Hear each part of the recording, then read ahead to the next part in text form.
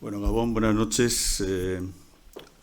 Hoy tenemos aquí a José Manuel Pozo, arquitecto y profesor de la Escuela de Navarra, que nos va a presentar esta publicación que se presentó el año 22 a finales. Allá por hace un año así en Pamplona coincidimos en un acto colegial y dije, hombre, si ya lo has presentado en Madrid, en Pamplona, en Guadalajara, México, luego, ¿no? En Granada, en más sitios, pues tiene que presentarse en Bilbao. Y bueno, pues un año después, gracias a los buenos oficios de Miren Escartín, que es nuestra vocal de cultura de la delegación, y de Asier Benavides, que esta mañana a la una me metió en enmarcada diciendo, tienes que hacer una presentación. Digo, ¿pero esto qué? Pues bueno, pues aquí nos encontramos, ¿no? Lo primero, pues para los que no conozcan a José Manuel, yo creo que todos, una breve recensión. José Manuel es arquitecto de la 12ª promoción de la Universidad de Navarra, el 81, doctor arquitecto, subdirector, director del programa de doctorado, coordinador de los congresos de Historia de la Arquitectura de Pamplona, director de la Bienal. Más recientemente, desde hace 10 años colabora con la Fundación Arquitectura y Sociedad de Pachi Mangado. Sus publicaciones no las reseño porque serían interminables. Y bueno, pues aquí la tenemos, ¿no? La verdad es que, por ejemplo, esta editorial T6, que es una pena porque si esta editorial y la labor de José Manuel fuera en Madrid, pues tendría una difusión pues que no tienen otras cuestiones. Por ejemplo, a mí siempre me hace mucha ilusión acceder a las actas de los congresos de arquitectura moderna, que siempre encuentras un venero en la arquitectura moderna española que no está en otro sitio, ¿eh? Y entonces, bueno, gracias a la labor de escarbar, ¿no?, que tenéis ahí, de todas esas intervenciones de diferentes arquitectos y otras profesiones que interesan. Bueno, dicho lo cual, nos encontramos en donde nos encontramos, que es la publicación de un facsímil de Eric Mendelsohn de 1930, y luego del magnífico trabajo que ha hecho de desenterrar, digamos, de la historia de la arquitectura a Eric Mendelsohn, José Manuel Pozo, ¿no? Son los dos tomos que tenéis aquí. Yo la verdad, pues he salido del paso como he podido, y lo que he hecho ha sido ir a mi viejo tomo de Historia de la Arquitectura Moderna de Benévolo, allá del 74, hace 50 años, y lo primero que he hecho ha sido ir al índice, ¿no? Y digo, a ver, ¿cómo está posicionado Mendelsohn, ¿no? Y entonces en las notas, esto es estadística, ¿no? Pero bueno, pues Gropius tiene 19 líneas de notas, el Corbu tiene 16, Mies tiene 9 y Mendelsohn tiene 4. Digo, vaya, parece que Mendelsohn no es muy popular, ¿no? Incluso el mismo Benévolo ya nos dio pistas cuando dijo en la página 11, que es el prólogo. Dice, bueno, la primera división, Gropius, el Corbu y Mies. Y la segunda, Mendelsohn, Oud y Dudok. Y ya a partir de ahí se largó una publicación magnífica, que yo lo recomendaría mucho. Es un buen vademecum de la arquitectura moderna. Tiene unas historias que bueno, mejor no contar, pero que es hasta 1000 páginas. Pero si nos preguntáramos aquí en esta sala, oiga, ¿qué me cuenta usted de Mendelsohn? Y tú me dirías, oiga, pues yo me sé lo de la Torre de Einstein, ¿eh? ¿Y qué más? No, creo que es un arquitecto expresionista. Y nos quedamos todos ahí. Y la verdad es que yo creo que Mendelsohn pues, ha sido un poco objeto de tópico, ¿no? O sea, pues este tópico de que ahí se quedó con sus dibujos de cuando estaba en el frente este, en la Primera Guerra Mundial de oficial, haciendo sus dibujos, que están perfectamente recogidos aquí, que son magníficos, y como que luego, pues bueno, de esos dibujos vino la Torre Einstein, y luego, pues no sé, pues se supo poco, ¿no? Se supo poco, e incluso pues hay topicazos de Mendelsohn que dice, se caracteriza siempre por las preferencias formales expresadas en sus diseños juveniles. Y dices tú, esto lo dice a la altura de la página 502 del libro, el amigo Benévolo. Digo, pues es que esto es un topicazo, ¿no? O sea, ¿se ha quedado en hacer dibujos de la Torre Einstein? Pues parece que no, ¿no?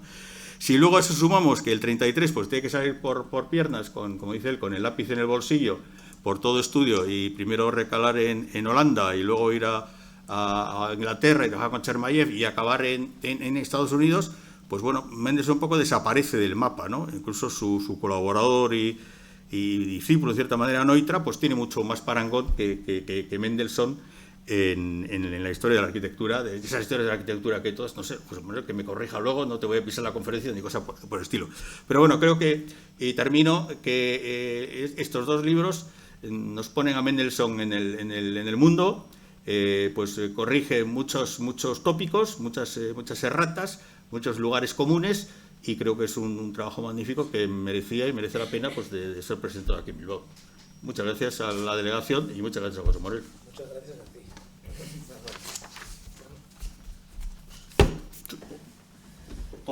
Si esto sí funciona, perfecto. No sé si hace falta esta luz para que se vea mejor eso. A mí no hace, bueno, no sé si hace falta, si no, yo prefiero que se vean mejor las imágenes que...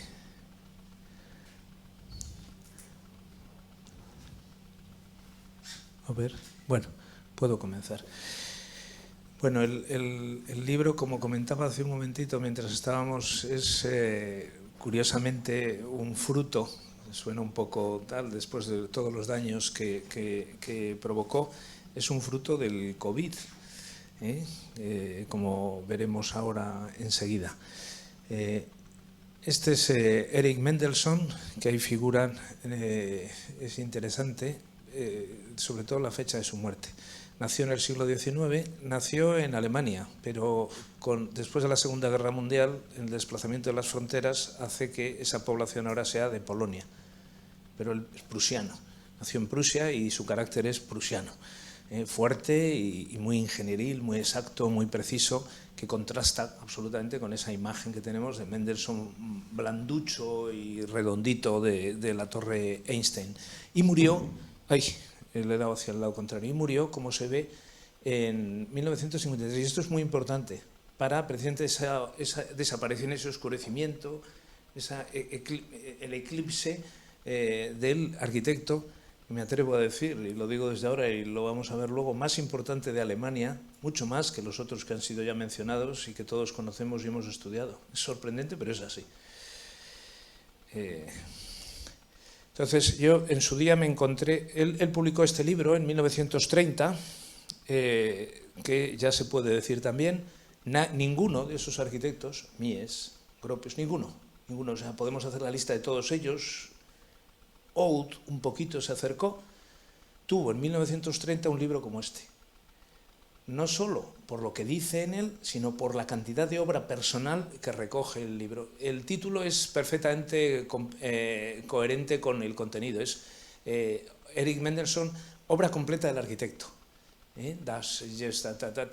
Obra completa del arquitecto. Es que es su pensamiento y su obra. Entonces yo me encontré en su día, cuando estaba haciendo la tesis, con este libro.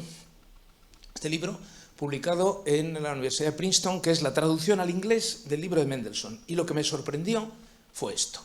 El libro inicia con dos conferencias, una en Berlín en 1919, esto es, nada más terminar la Primera Guerra Mundial, cuando el movimiento moderno estaba balbuceante y Mendelssohn no había hecho absolutamente nada, porque estaba en el frente. Nada más terminar la guerra, pronuncia esta conferencia, que dice, el problema de la nueva arquitectura, en la cual señala como tres vías hacia dónde puede ir la arquitectura, pero lo que a mí me fascinó fue esto. Publica la conferencia con las diapositivas que utilizó durante la conferencia, cosa que no hace nadie. No veréis una conferencia... Primero, casi nunca se publican las conferencias que publica nadie. Él se ocupó y quiso que se publicara la conferencia y además con las diapositivas. Pero lo que más me llamó la atención es es que la segunda conferencia es de 1923. Esto es 4 años después, no 40, 4 años después. Para ese momento había construido ya un montón. Y ya no habla de la nueva arquitectura, no, dice el consenso. Es decir, en 1923 él ya tenía clarísimo lo que había que hacer. Habían pasado solo 4 años. Pero ya, ¿por qué? Porque había construido bastante. La primera conferencia era su pensamiento. Lo que había estado dándole vueltas y lo que había leído en el frente y... En el 23 ya sabía lo que había que hacer y ya no tenía duda ninguna. Y lo que hace es manifestar cómo hay que hacer la arquitectura. Y han cambiado todas las diapositivas. Casi todas, no todas. Y dije, ahí va. Esto es interesantísimo. Poder comparar las dos conferencias, el contenido y comparar las distintas imágenes. Esto es una lección de arquitectura espectacular. Lo intenté varias veces. Hacía falta un tiempo tremendo y no había manera. Además estamos en el 92. Por entonces los ordenadores estaban empezando. Ahora la digitalización y gracias a Dios ahora todas las revistas importantes están digitalizadas. De manera que cuando... Bueno, el libro incluye después su obra, la obra que tenía construida en 1930, que es increíble, increíble. Construyó Mendelssohn él solo, más que todos los otros juntos.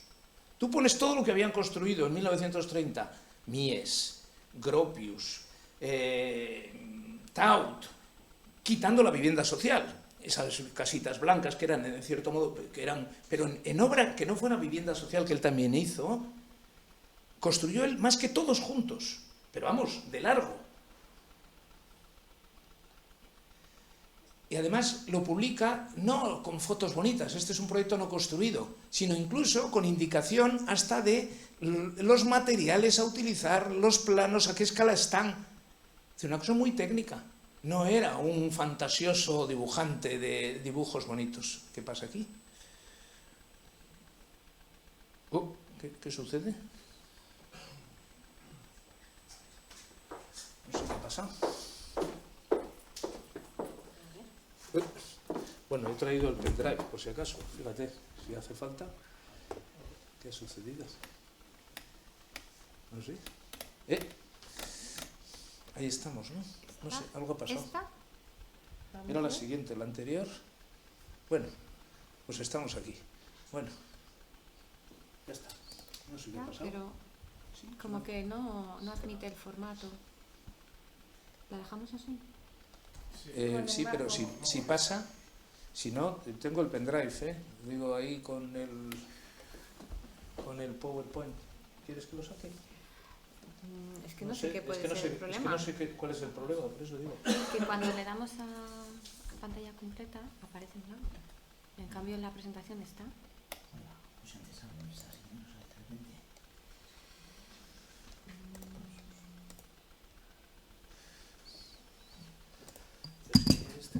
Tengo en el pendrive el PowerPoint, Que no, que a lo mejor es más seguro. Okay. es que Sí, lo sé.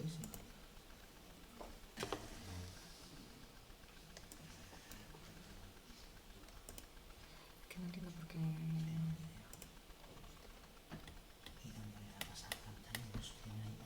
No, es que es pantalla completa cuando ocurre. Así también está bien. Si se puede ver así, seguimos así. Seguimos Vale. así. No entiendo Sí. nada. Pero se Nada. puede. Probamos. Ya está, sí o no. Estábamos Nada. ahí. No, pantalla completa, ¿no?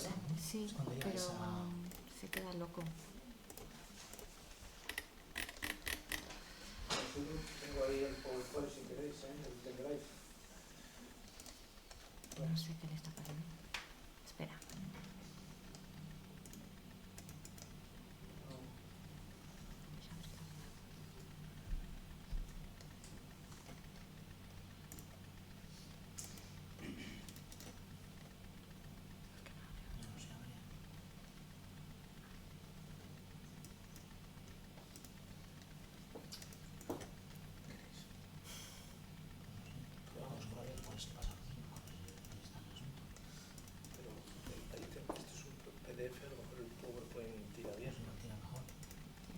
Ahora mismo no abre mi PDF.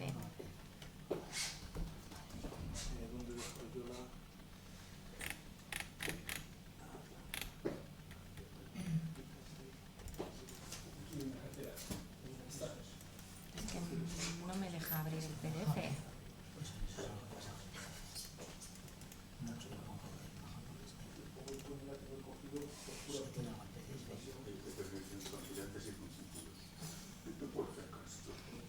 ¿Dónde está guardado el...? ¿Dónde habéis guardado el...? No, es un acceso directo.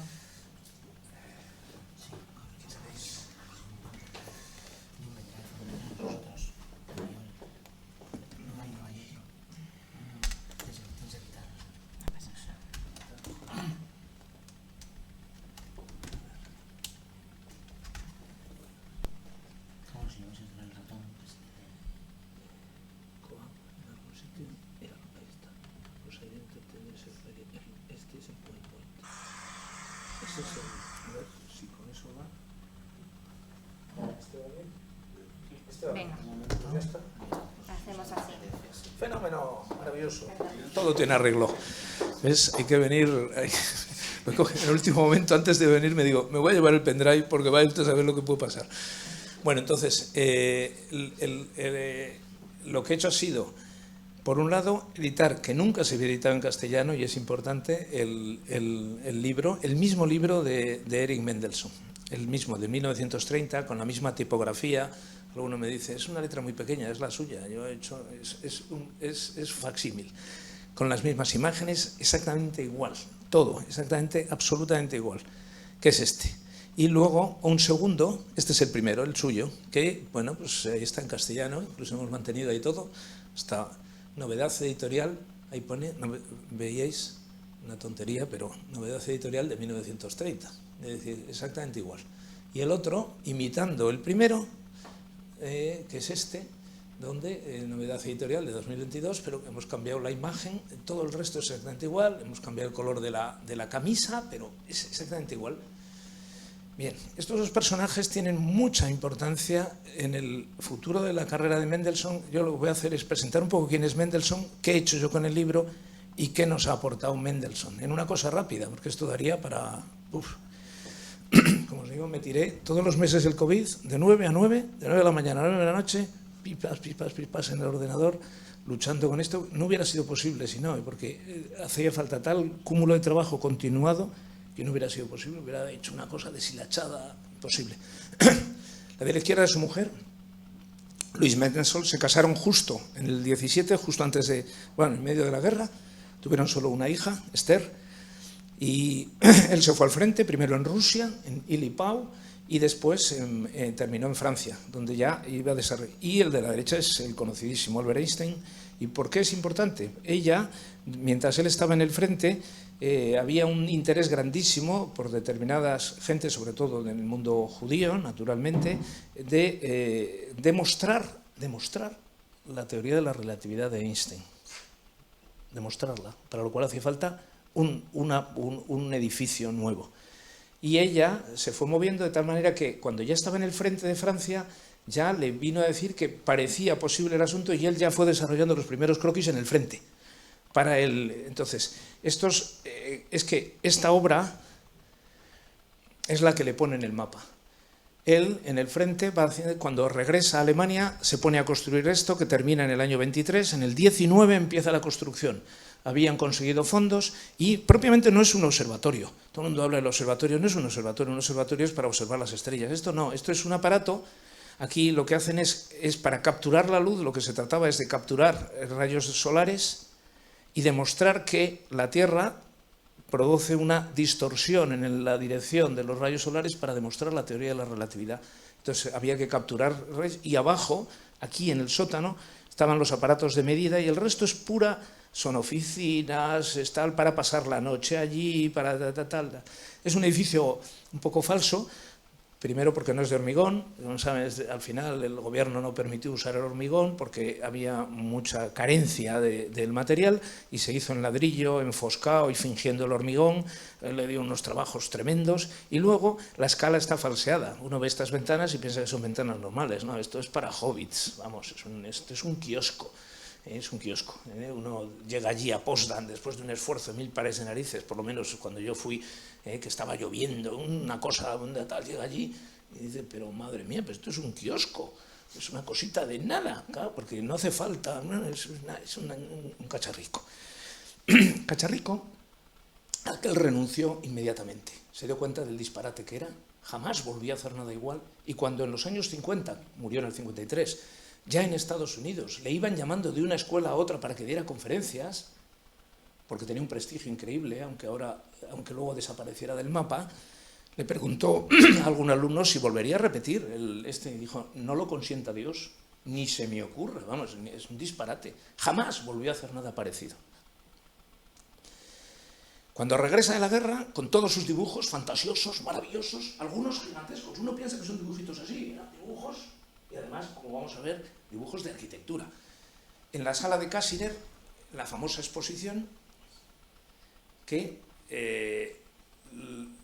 es conocida en Europa y los holandeses, la revista Vendingen, que entonces era... es para el otro. La revista Vendingen, que era la revista vanguardista por excelencia, expresionista holandesa, le pide que escriba, y él se niega, y le pide a Oscar Beyer. Oscar Beyer era un historiador alemán, que va a aparecer luego otra vez, que fue a ver por curiosidad la exposición de Cassirer, pero vamos, con absoluto despego y despreciando ese tipo de cosas fantásticas, porque no era él. Y se quedó tan asombrado de los dibujos de Beyer que se convirtió de Mendelssohn en un admirador. Entonces, Mendelssohn le pide que escriba él, y en Vendingen dedican un número entero a arquitectura, y no es broma la palabra, de hierro y hormigón, que es la de... Y en este libro Beyer lo que viene a decir, dice, bueno, hay una diferencia abismal entre las fantasías de Mendelssohn y todo esto. Esto es de Bruno Taut, arquitectura alpina, o de los hermanos Luthard, formas que nadie sabía ni cómo se iban a construir ni para qué servían, que tenían más que ver efectivamente con el... Pero los dibujos de Mendelssohn, con esa apariencia absolutamente, efectivamente, expresionista, curva, la curva siempre fue... Sin embargo, eran arquitectura. Y cuando uno va a esos dibujos, se encuentra que las plantas no solo están dibujadas hasta con la estructura y con los cierres, sino que en la planta, que son las escaleras, el guardarropa, los ascensores, el despacho, es arquitectura. Él no está dibujando fantasías, no está dibujando lo que Bruno Taut, no. Él era, sobre todo, prusiano, un ingeniero. Dudó en hacer arquitectura o ingeniería, hizo arquitectura. Pero cuando en su libro, en el 1930, publica Los almacenes Petersdorf, que veremos luego, fabulosos, una de las imágenes que él incluye en su libro es esta, de las marquesinas, la estructura de hierro de las marquesinas de los almacenes. Es decir, la construcción, la precisión, la exactitud, el cómo se construían las cosas para él era fundamental. Por eso nunca congenió con todos los demás. O esta maravillosa sección de las Herpich en Berlín, 1924. Estamos hablando del 24, ¿eh? Los otros estaban todavía viendo a ver qué construían. Claro, por eso él puede en el 23, cuando va a Holanda, hablar del consenso. Es que cuando uno ve esta sección, donde está dibujado hasta el alero, y una cosa importantísima, cómo se va a iluminar la fachada de noche, y cómo se recoge el agua, no son fantasías. Es una arquitectura muy seria, muy sólida. Claro, que no tiene nada que ver con esto, aunque él lo incluyera en su libro como una de las imágenes. Pero esto aparece publicado en el Illustrated Zeitung, que era como el Hola de Berlín. Lo ve todo el mundo, la portada de ese número le hace famoso en toda Alemania y empiezan a lloverle encargos. Muchos de ellos de gente de la comunidad judía como él, pero es natural. Era un hombre relativamente piadoso, iba a la sinagoga y es natural. Entonces se llevaba mucho eso. ¿A quién le encargaba la gente las cosas? A sus amigos. Pero eso sucede en España. Cano Lasso cuenta que a él le dieron... Ay, no estaba hablando aquí, si lo querían grabar ya lo siento, bueno, ya voy a procurarlo. A él le dieron los encargos de las universidades laborales en una cena. En Madrid estaba cenando en un restaurante y en la mesa de al lado estaba el encargado del ministerio y se acercó a su mesa y le dijo a ver si estaba dispuesto a hacer... Así se hacían los encargos entonces, no había concursos, ni se hacían, entonces es natural. Bueno, pues le empezaron a llover encargos y empieza a hacer cosas extraordinarias. ¿Qué sucede con Mendelssohn? Él y su mujer Louise habían leído, lo dice él, Mein Kampf de Hitler. Cuando Hitler llega al poder en el 33, no espera a ver qué va a pasar, sabe lo que va a pasar. Y con una maletita de noche en tren, se van a Holanda, él y ella, fingiendo que van a visitar a un amigo para que nadie les denuncie y les pudieran detener. Y huyen a Holanda, y ahí es la anécdota graciosa que cuenta ella en un libro fabuloso que publicó Bruno Zevi, que es la obra completa de Mendelssohn, un libro gordo con todos los dibujos tal, y que incluye una serie de larguísimas entrevistas a su mujer cuando ya él había fallecido, donde ella le cuenta cosas de su marido y tal, y entonces cuenta cómo cuando llegaron a Holanda en el andén se encontraron con un cliente de Mendelssohn que le dijo: pero Eric, ¿qué haces aquí? Y él, sacando del bolsillo el lápiz, lo balanceó con gracia diciendo: me he traído el estudio. Me he traído el estudio. Es decir, era todo lo que se había llevado, todo lo demás lo habían dejado en Alemania. Renunció a todo cuando tenía el estudio más potente de Europa, 40 tíos trabajando para él, entre otros un señor que se llamaba Richard Neutra. O sea, tenía un estudio increíble y una potencia de arquitectura fabulosa que no volvió a tener nunca, y por eso la mejor arquitectura que hizo fue la de Alemania. La otra fue buena, sí, pero él solo, con su lápiz. Entonces empieza su deambular por el mundo. En Holanda pasa un tiempo, rápidamente se van a Inglaterra. En Inglaterra se une a Chermayev, se presenta en este concurso, lo ganan, es un edificio fabuloso, ahí sigue, en Sussex, en el sur de Inglaterra, en una zona costera. Y desde Londres empieza a viajar primero y luego a establecerse en Jerusalén.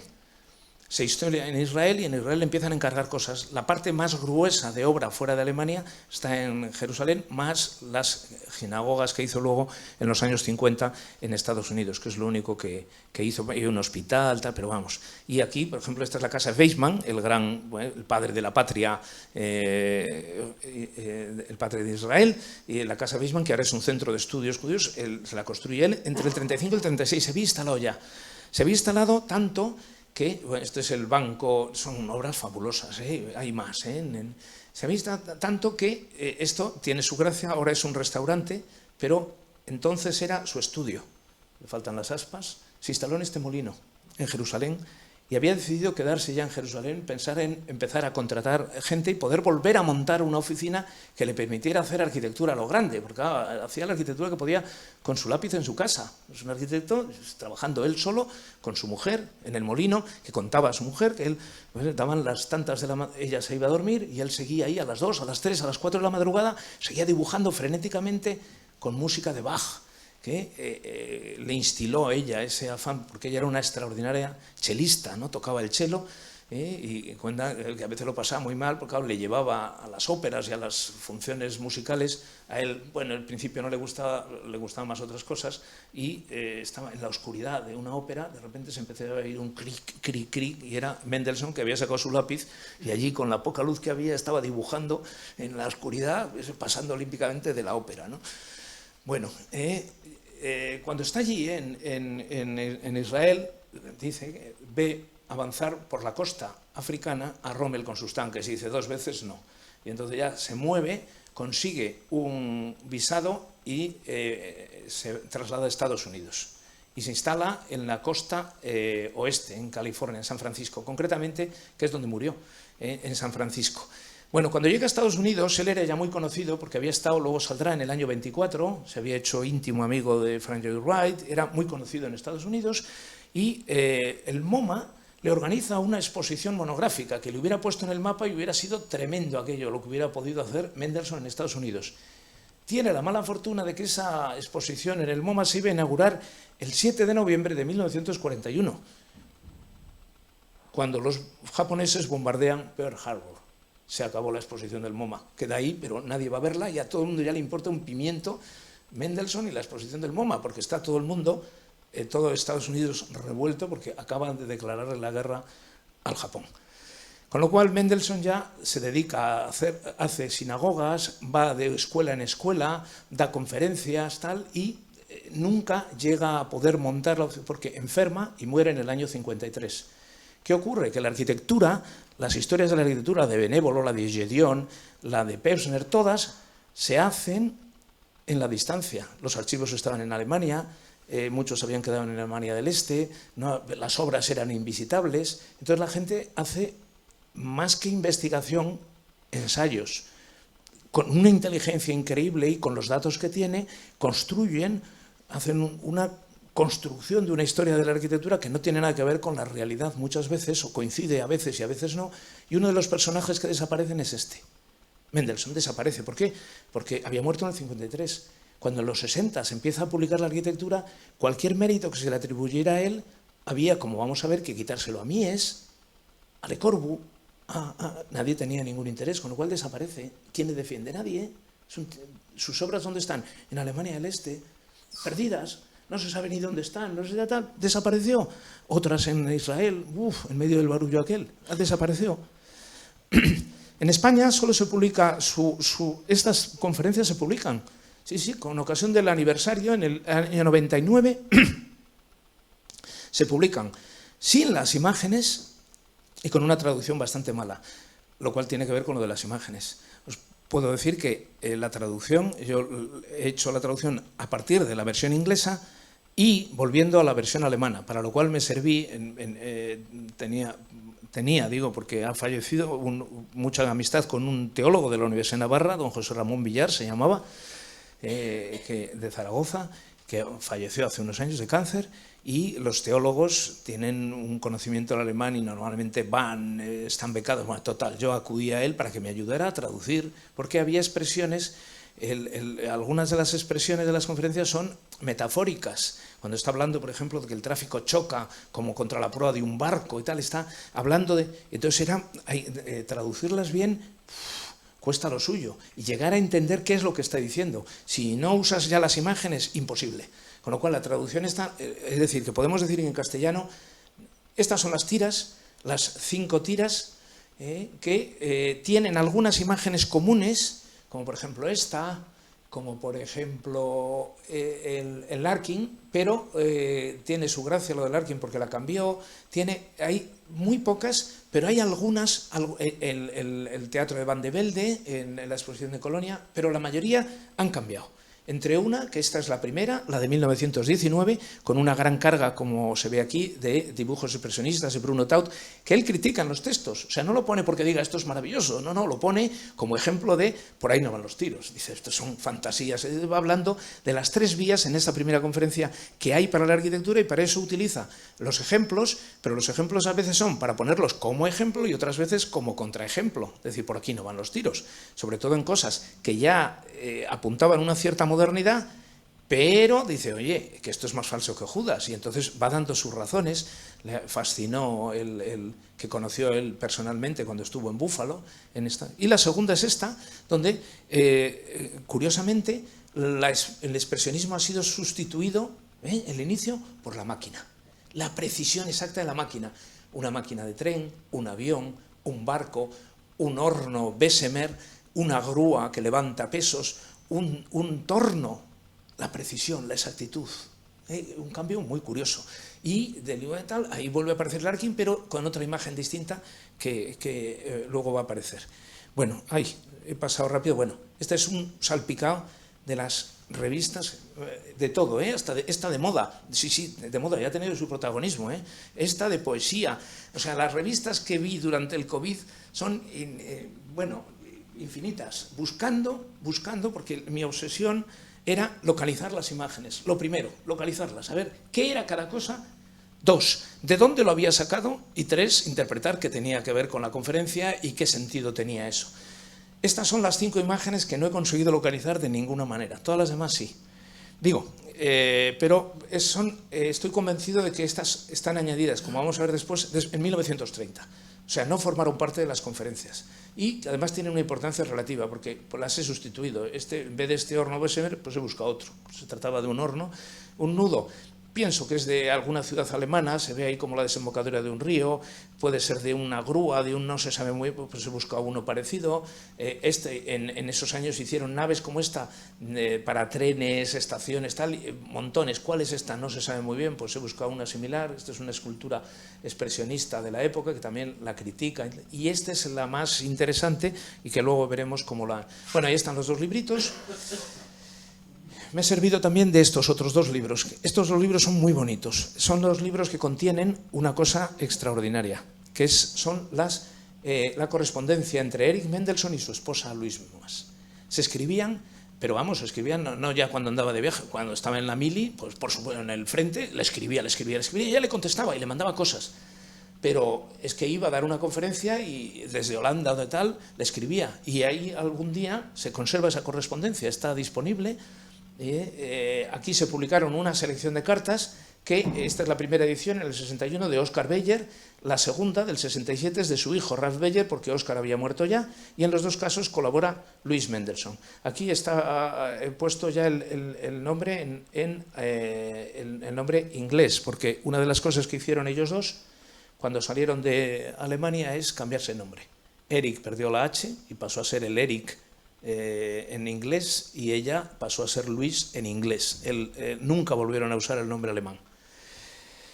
Esta es una de las cartas que le envía ella al frente de Eli Pau, contándole de una exposición que se ha de un edificio sorprendente que él incluye y lo pone de vuelta y media en su libro, que se ha presentado, que era una fábrica de galletas, Balsen, en Hannover, que era una especie de falansterio, era una fábrica de galletas, pero el dueño, el Balsen, quería construir la galleta para 18.000 empleados, pero tenía salas de teatro, una iglesia, o sea, era una ciudad egipcia, o sea, unos dibujos.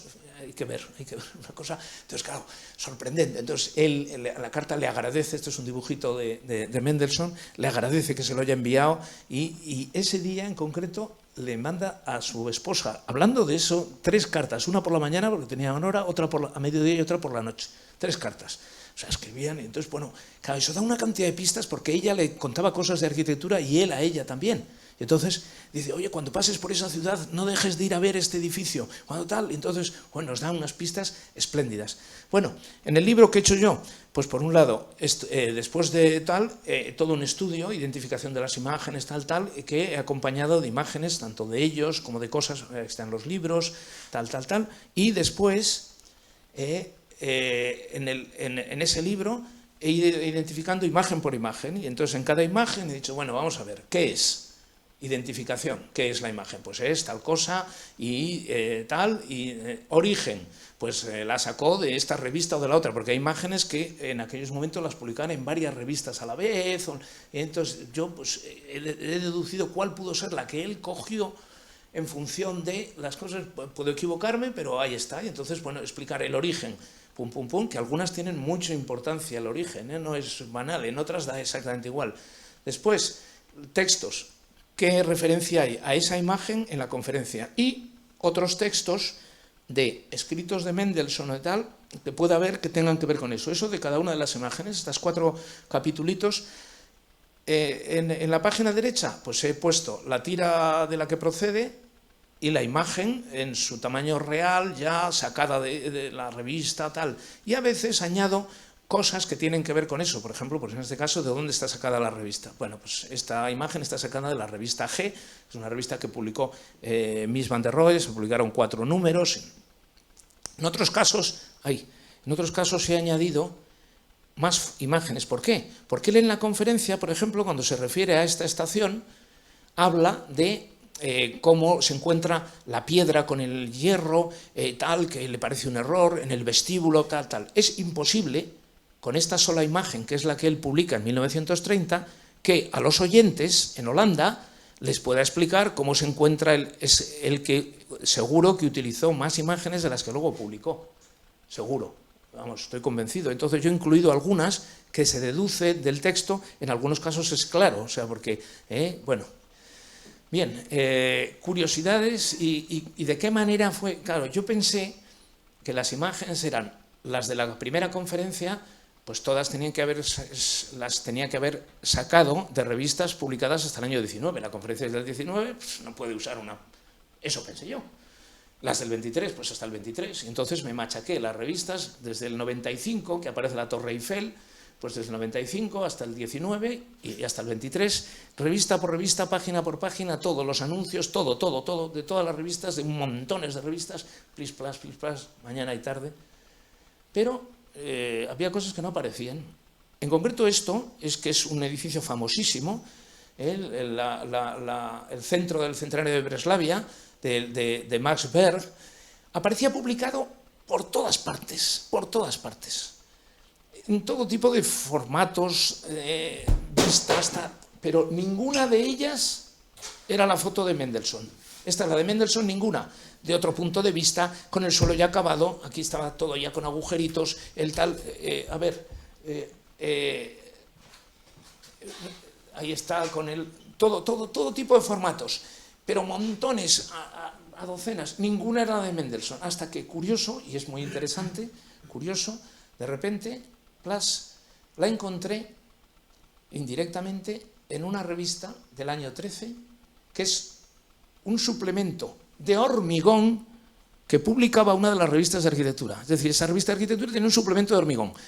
La mayoría de las páginas estaban llenas de integrales, de fórmulas, de tal. Pero en la portada de ese número estaba dedicado a este edificio, que era fabuloso, o sea, con unas cerchas, unos arcos de hormigón increíbles, bueno, una cúpula descomunal que tenía asombrada Europa. Y entonces dedican un número a todos los cálculos, tal, el ingeniero.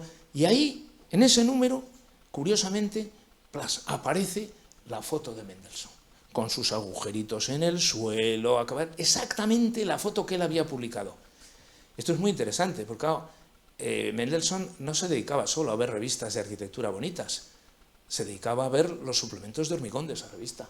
Como digo, era medio ingeniero. Y ahí está. Esta fue de las más, puede ser anecdótica, pero esta me llevó horas infinitas. La maldita máquina de tren. Máquinas de tren a cientos. Había números monográficos dedicados al tren. Había una revista donde la localicé solo, que se llamaba Locomotiv, solo de locomotoras, y publicaban un número de locomotoras, otro de vagones, otro de señales, de tal, o sea, todo el mundo del tren, pero les fascinaba de tal manera. Bueno, el tren en Alemania es algo que sigue hasta el día de hoy siendo algo, bueno, increíble. Y de repente encontré la dichosa máquina, que es una Hanomag Hannover, tal, de 1925. Ah, amigo mío, la conferencia la había pronunciado en 1923. Era imposible que hubiera utilizado esa imagen en Holanda, porque en la máquina no existía. No existía. Aquí está, Die Lokomotiv, en 1926. Pero yo es que dije, bueno, esta locomotora la tengo que localizar cuando sea, y una vez que sepa cuál es, a lo mejor miro para atrás y localizo de dónde la sacó él. Y entonces me la encontré aquí, en esta revista, el 26, a página completa en vertical, para que se pudiera ver mucho mejor y con todo tipo de datos, que es esta locomotora, que además tiene una gracia, para mí por lo menos, que es esta, que es una locomotora que se fabricó para los ferrocarriles del norte de España. Es una locomotora con 5 ejes, potentísima, para tirar para arriba en la montaña, pero se puso en circulación en 1925. Y claro, dije, ahí va. Este hombre cambió las imágenes. Es decir, cuando publica el libro en el 30, no publica exactamente las mismas fotografías del 23, como comprobé enseguida. Y entonces, nueva tarea. Ahora tengo que seguir viendo las revistas desde el 23 hasta el 30, 7 años más, número por número, revista por revista. Y empecé a encontrar cosas, claro. Porque entonces, por ejemplo, había en Die Form, que es de donde la sacó él. Entonces, claro, ya seguí desde el 23 hacia adelante, y entonces en Die Form, que era la revista del Verbum, me encontré la mismísima máquina con el mismísimo número de serie en el año 26. De aquí la había tomado él, evidentemente, no de la revista austriaca de máquinas de tren, pero es el año 26. Claro, entonces ya tuve que empezar, claro, por ejemplo, a revisar Das Neue Frankfurt. Das Neue Frankfurt es una revista que empieza a publicarse en el año 26 por Esmay, que es la que copia el Gatepack, el formato, y la fusilan, es exactamente igual la del Gatepack español, la de Das Neue Frankfurt. Y claro, en el número 1, ahí me encontré la solución a porque él entre las dos conferencias había cambiado la fotografía de Frank Lloyd Wright. Había cambiado. En las conferencias usó la misma, en la publicación no. En la publicación las ha cambiado. La publicación, cuando publica la conferencia el 23, la imagen que utiliza del Larkin Building está muchísimo más fugada, ya es bauhasiana, ¿no? El modo de fotografiar del Bauhaus, los contrapicados, es acelerada, es una foto absolutamente distinta. Y sin embargo, en el 23 él había usado la misma, porque la conferencia del 23 la publican en Holanda en el año 24, y cuando la publican en el año 24 vemos que la fotografía que había usado era exactamente la misma que había usado en el 19. Es decir, había usado la misma, y sin embargo, cuando lo publica la ha cambiado. ¿De dónde la ha sacado? De Das Neue Frankfurt. En el número 1 de Das Neue Frankfurt aparece publicada esta otra, que es la misma, es casi frontal, pero con una fuga tremenda, y entonces la cambia. Y en el año 23, cuando publica el libro, en el año 30, en la conferencia del 23, cambia la imagen. Claro, eso... bueno, esta es otra, es una curiosidad, pero claro, es del año 27. Este avión que él había utilizado en la conferencia es un avión del año 27. Es decir, en el año 27 es cuando este Junker entra en funcionamiento. Había Junker, pues 50 y tantos modelos. Bueno, pues este en concreto, y la foto es exactamente la misma, aparece publicado en esta revista, que es una revista curiosísima, que aparecen de todo, hasta viajes al espacio. Era una revista fantástica, ¿no? Maravillosa, divertidísima. Bueno, las que no encontré, pues las he resuelto. La única importante era esta. Pero también al buscar, entonces ya me di cuenta que no era tan importante, porque ¿qué ocurría? Que ya en el año 30, que es cuando está publicando él el libro, este tipo de lo que llamaban ellos el glass betón, es decir, pavés capturado en perfiles de hormigón, ya se ofrecía como ahora te pueden ofrecer el Pladur. Esto es una empresa que te ofrece ya el glass betón y dice, oiga, si quiere usted, aquí está, es piel de glass, tal, venga, ya está, yo se lo hago, usted dígame qué es lo que necesita, con lo cual lo pudo coger de cualquier catálogo. Yo lo he resuelto, ¿cómo lo he sustituido? Por cosas contemporáneas similares. Esta, que es del año 30, de Meyer, de la Escuela de Formación para los Sindicatos, que es exactamente el mismo principio, incluso más atrevido, porque abre los muros todavía con más fuerza. O este, de Otto Salvisberg, que es del año 33, de Zurich, de la Galería de las Máquinas de la Escuela.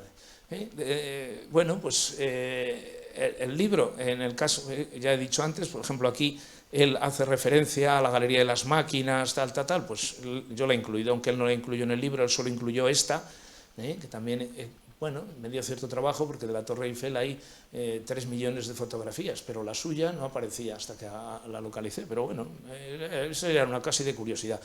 Novedades o cosas que has aportado tú, pues mira, esta es de las, yo creo que quizás, bueno, aparte de conocimiento tal, de datos o documentos, este quizás es el único, que es de Finsterling. Finsterling es un dibujante fantástico. Este es el dibujo que él incluye en el libro y no lo encontraba por ningún sitio.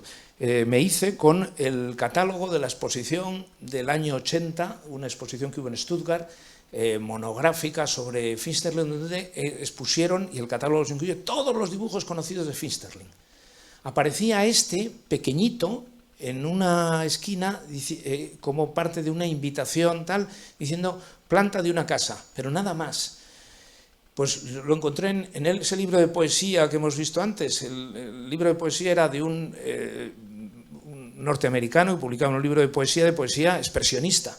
Y para ilustrar la poesía expresionista utilizaba dibujos de Finsterling.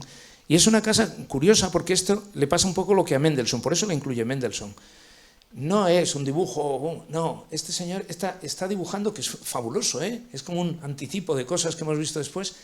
Las dos plantas están dibujadas una sobre otra. Es decir, está dibujando, este es el vuelo, está dibujando las dos plantas de la casa superpuestas, de tal manera que se va viendo cómo se apoyan, es decir, los vacíos de una están sobre lo del... Es decir, y aparece, es fabulosa, porque no es una pura fantasía, estaba con estas formas absurdas que podemos contemplar, porque Finsterling odiaba lo que llamaba las cajitas de zapatos, las odiaba, entonces con todas estas curvas, pero él estaba queriendo, y construyó alguna casita, construir arquitectura, y entonces viendo cómo se apoyaba y dónde están, o sea que no era tiene su gracia. Pues esto es de las pocas cosas que puedo decir yo que he aportado, en plan de decir, algo que no existía, que estaba en esta revista, Brum, cuyas portadas no queréis que las dibujaba cualquiera, Licinski, o sea, eran... No, si es que el mundo de Berlín de aquellos años es increíble, estaban todos allí. Los que venían huyendo de Stalin, estaban todos allí, todos. No ha habido ningún momento como ese en la historia de la arquitectura, con tantos maestros amontonados en una costura tan pequeña. Bueno, esto es fabuloso, esto es otra pequeña aportación. Claro, todos hemos oído hablar del Bauhaus y de la primera exposición del Bauhaus, tal, fascinante, tal, en el año 23, septiembre del 23, primera exposición del Bauhaus, y aquí están, efectivamente, en la casa, tal, los dibujitos, el primer proyecto lo que iban a ser las residencias de profesores, tal, el Bauhaus, que luego nos puesto las casitas, pero si os dais cuenta son todo maquetitas, dibujitos, tal, y de repente, allá al fondo que se ve, arquitectura construida, ahí va. Pero si es de Mendelssohn. Curioso, O sea, el único que había construido lo que os estaba diciendo era él. Esto es la primera exposición del Bauhaus. Él fue a esa exposición y se lo cuenta a su mujer en una carta. Dice, y me voy a prisa porque quiero llegar a dormir a Stuttgart. Le importaba un pimiento el Bauhaus, no quería saber nada. Y le importaba muy poco la exposición. ¿Por qué fue?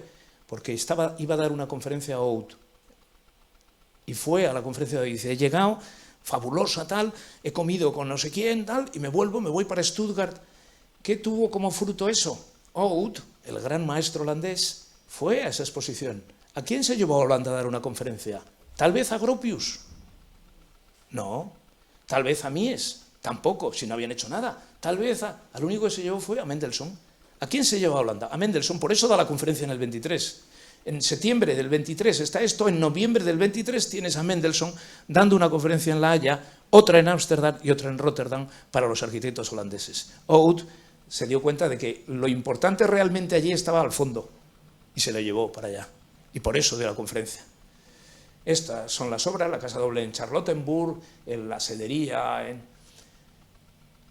En el año 24, Mendelssohn, financiado por un mecenas para el que construía, uno de sus clientes, le paga el viaje a cambio de que era el dueño del periódico, el Tageblatt de Berlín, a cambio de que durante el viaje le vaya mandando artículos para publicarlos. Y son artículos muy bonitos, uno sobre Nueva York, otro sobre la arquitectura del barco, tal, muy bonitos.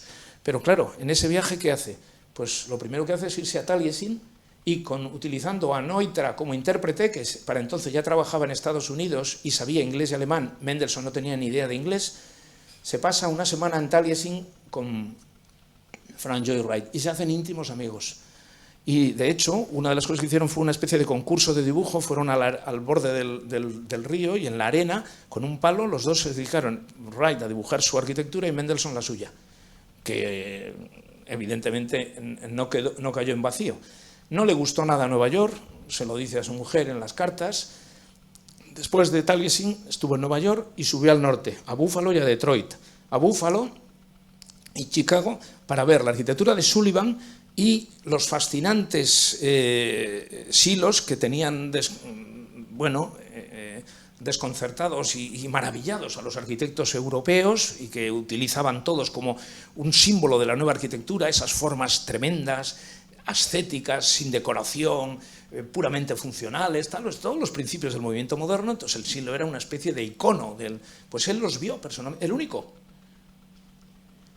y los fotografió. Estos son imágenes de un libro que va a aparecer luego, que publicó con las imágenes que hizo ahí y en Rusia.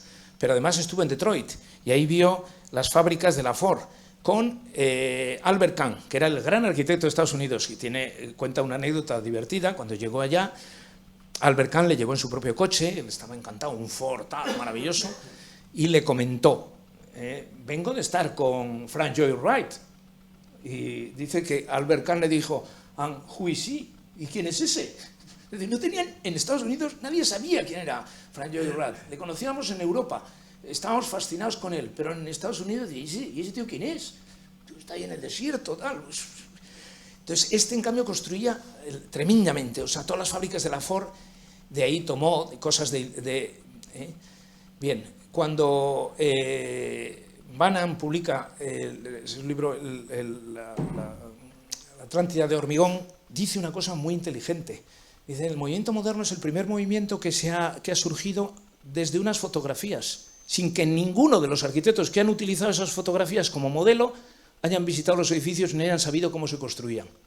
Digo, hay una excepción, Erich Mendelssohn, que los tocó, y estuvo con los arquitectos que los habían hecho, como por ejemplo el señor Kahn, Albert. Ahí le tenemos despidiéndose de Nueva York, y a la vuelta, esta es la fábrica de sombreros que había hecho él inmediatamente antes, con un acierto increíble. Los sombreros producían locura en los trabajadores por los gases que se utilizan para los teñidos, y era fundamental el tema de la ventilación. Entonces, tiene tal éxito la fábrica que los rusos, Stalin, le contratan para que haga una en Leningrado. Hace el proyecto, va varias veces, dice, no hay quien trabaje con estos tíos, no te dejan hacer nada, lo controlan todo, renuncio. Y renuncia a la dirección de obra y se larga, y deja el proyecto, que lo malhacen de cualquier manera. ¿Por qué lo pongo? Porque es importantísimo, porque en esos años que él llega a tratar con toda la vanguardia rusa, de los que habla en su libro como mis colegas de Moscú. Claro, cuando él publica entonces inmediatamente después, en el 27, este libro, Ruslan, Europa, América, es un libro que la portada lo dice todo. En el interior que hay fotografías de Rusia hechas por él, fotografías de América hechas por él y luego de otros a los que les ha pedido fotografías, pero el mensaje es claro y lo dice dentro. Hay muy poquísimo texto, nada, 3 comentarios de cada foto, casi nada, y son fotos, 100 y pico fotografías, tamaño grande, esto es mucho más que un DIN A4, inmenso, fotos de esas de grano grueso. Dice, la sensibilidad va a venir de Rusia, de Oriente, la técnica de América y la síntesis se ha de producir en Europa. La portada lo dice todo. En ese cambiar los colores de las letras, claro, esta es una imagen de ese libro, de Leonidov, un proyecto no construido, pero es interesante porque, claro, esto él lo publica en el libro en el año 27, de sus colegas de Moscú, en el 27. En Alemania se publica la misma imagen en el 29 en la portada de Was mun Monatshefte für Baumskund, pero en el 29. Pero es que en medio ha habido una exposición en Colonia, en el año 28, donde el pabellón de Rudolf Moss lo construye Erich Mendelsohn, y no hace falta ser muy listo para ver de dónde ha sacado la idea. Pero claro, la ha sacado porque la ha visto él, porque ha estado en Moscú, no porque lo haya visto publicado en la revista alemana 2 años después. Él iba por delante, jugaba otro partido, estaba en otra liga. Claro, he descubierto, recorriendo todo esto, que el libro de Mendelssohn no se tendría que haber llamado así, sino así, Deutschland. Porque lo que se hizo en Alemania en esos años, luego se ha tratado de minimizar, dando importancia al Bauhaus, y sobre todo el Bauhaus, como Gropius se va a Estados Unidos, parece que ya es la arquitectura viene de Estados Unidos. No, la arquitectura moderna se hizo en Alemania. En Alemania en esos años se construyó lo que no está escrito. Parece que no se construyó nada, como estaban en guerra, ¡ay, que no se construyó nada! Entre las 2 guerras, entre el 19 y el 33, ¡puf!, nos sacan del mapa, pero en todos los ámbitos, una cosa increíble, increíble. Y eso ha desaparecido de la historia. ¿Por qué? Pues porque la historia se ha hecho desde Estados Unidos, casi todos los libros publicados allá, con los archivos muy lejos. Y entonces, pues mira, se hace lo que se puede. La historia hay que rehacerla, completa, ¿eh? Claro, ¿qué aporta Erich Mendelsohn? Pues fijaros, estos, por ejemplo, es diseños de la EG. Diseños de la EG, con esa idea que tuvieron los alemanes, que ojalá la hubieran materializado mejor en vez de hacer las animaladas que hicieron, que era colonizar el mundo a base de fabricar a lo bestia productos del hogar bellísimos y que Alemania estuviera presente en todas partes por necesidad, por fuerza. Esta es la moda de aquellos años, del 27, esto lo he sacado de esa revista de moda, pero es que esto no cuadra con los grandes almacenes de Alemania. Estos eran los famosísimos de Messel. Hay que fijarse en lo que era por dentro esos. Eran palacios de la venta, palacios renacentistas, barrocos, palacios de la venta. Se acercó un poquito Olbrich con estos en Düsseldorf, los más que ya no tenían esta visión, sino una cosa un poquitito más comedida, pero todavía hay que ver la altura que tienen estos elementos para vender aquí una camisa. Y en estas llega Mendelssohn e inventa el almacén moderno, que va a dar lugar al edificio de oficinas moderno, que no lo inventa Mies, lo inventa él. Claro, frente a esto, él plantea esto.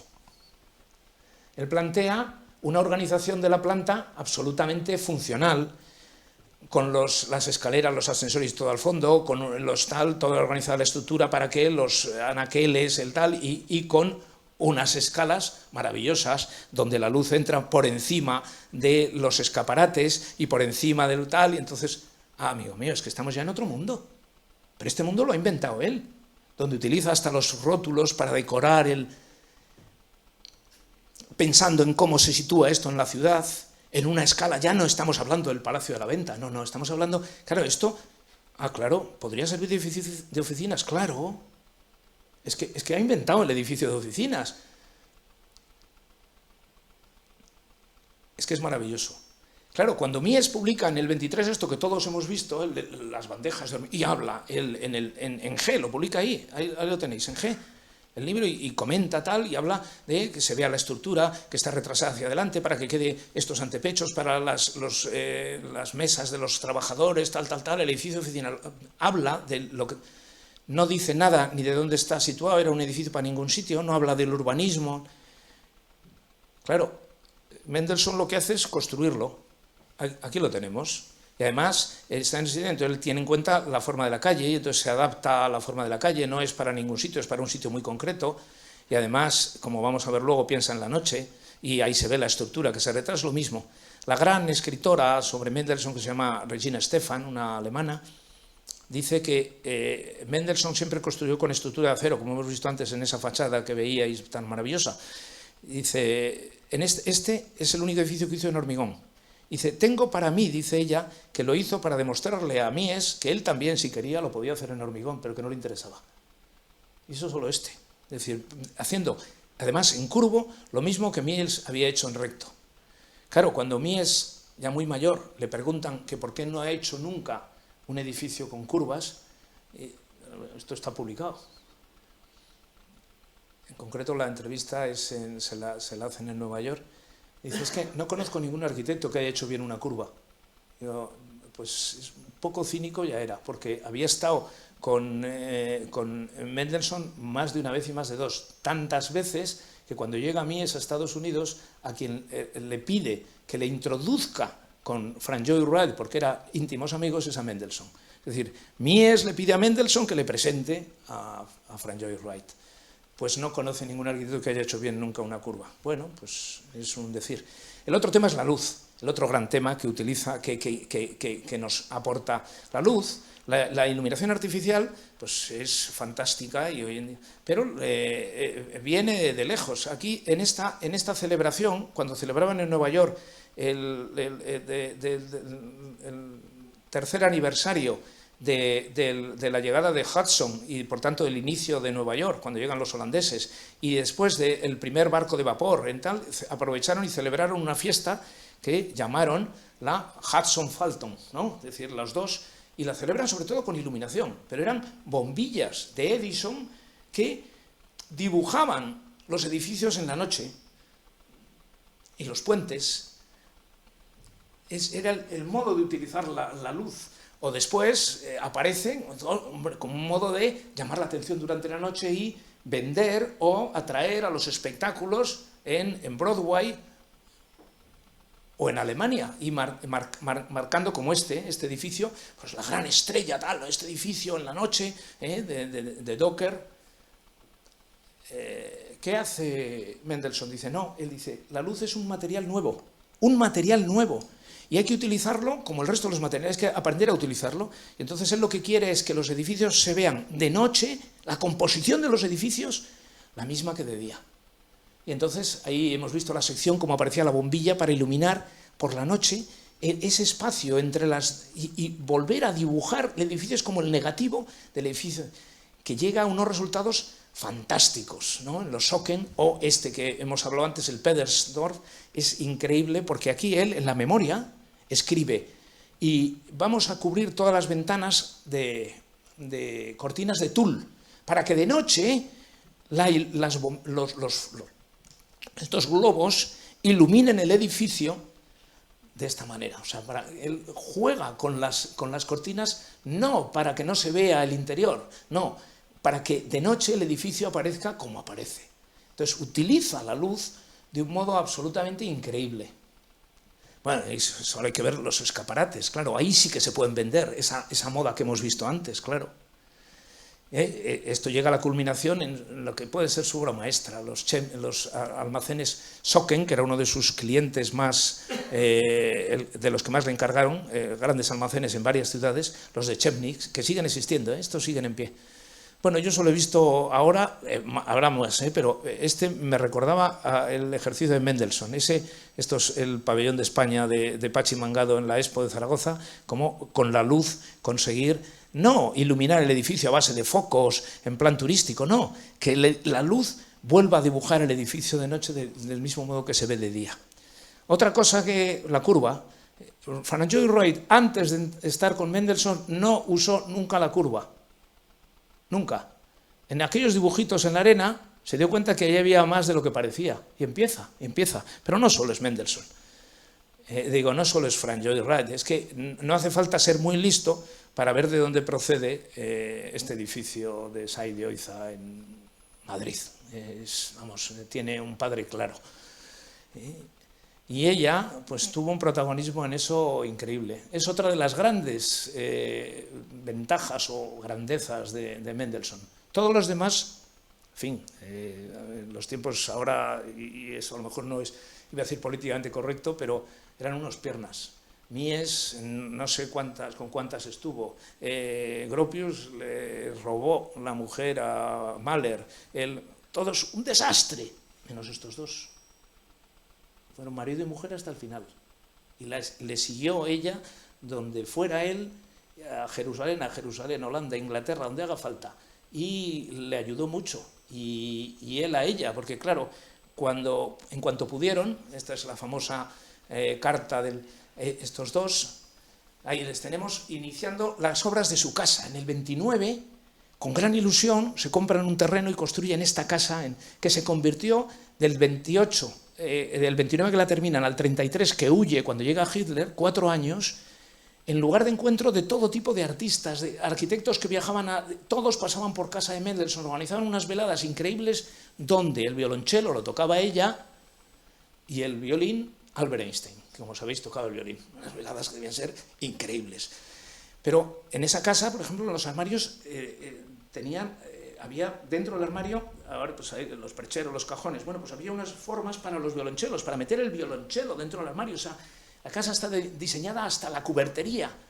Era como un regalo a Luis y se tuvieron que largar con la maletita y ahí dejaron la casa y se acabó la presente historia. Que todo empezó con esto y por eso él, aunque renegaba de esta arquitectura al final de su vida, en 1930 no publica una de las infinitas fotos que se publicaron y que aparecen de este edificio en todo tipo de revistas de la época, no, publicó precisamente la del Institut Zeitung, que no era la mejor. Tiene aquí una mancha que no se sabe si es una mancha o una nube, no está muy claro, estaba sin terminar, aquí se ven todavía maquinaria y cosas, pero ¿por qué? Es que se lo debía todo. Cuando apareció esto y empezaron a lloverle los encargos, ahí empezó la carrera de Mendelssohn. Él dijo que ya no quería hacer esto, pero en reconocimiento a lo que le había dado, la incluyó en su... Y esta es la última imagen y con esto termino mi explicación. Ahora, si puedo, os contesto lo que queráis preguntarme. Si hay algo que alguien quiera preguntar, y si no, pues nos vamos.